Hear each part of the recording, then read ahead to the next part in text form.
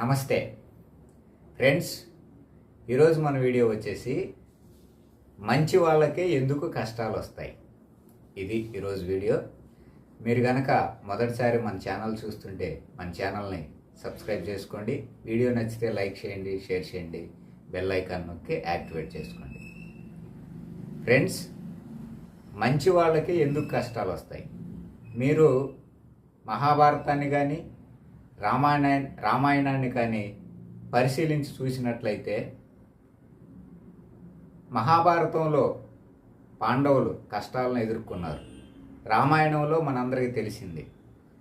అంతెందుకు, ఉదాహరణకు ఇప్పుడు మనం ఒక మార్కెట్కి వెళ్ళాం. కుళ్ళిపోయిన టమాటాలు తీసుకుంటామా? తీసుకోం. పోనీ ఒక బట్టల షాప్కి వెళ్ళాం. చిరిగిపోయిన వస్త్రాలు కొనుక్కుంటామా? కొనుక్కోం. ఎందుకు? ఎవరికైనా మంచినే ఇష్టపడతారు. అలాగే మంచివారికే కష్టాలు ఉంటాయి, మంచివారికే బాధలు ఉంటాయి, మంచివారికే బంధనాలు ఉంటాయి. ఇంకా చెప్పాలంటే ఇప్పుడు రామచిలుకని పెంచుతాం, కాకిని పెంచం. ఇలా ఎన్నో ఉదాహరణలు ఉన్నాయి.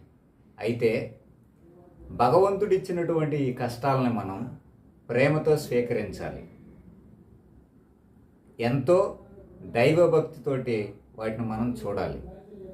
ఇవన్నీ భగవంతుడు మనకు పెట్టేటటువంటి పరీక్షలు.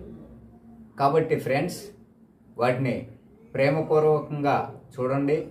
దైవమందు భక్తి కలిగి ఉండండి. భగవంతుని నామస్మరణ ప్రతిరోజు చేయండి. ధ్యానం చేయండి, ప్రాణాయామం చేయండి, మంచి ఆరోగ్యాన్ని పొందండి. ఇది ఫ్రెండ్స్ ఈరోజు వీడియో. నచ్చితే లైక్ చేయండి.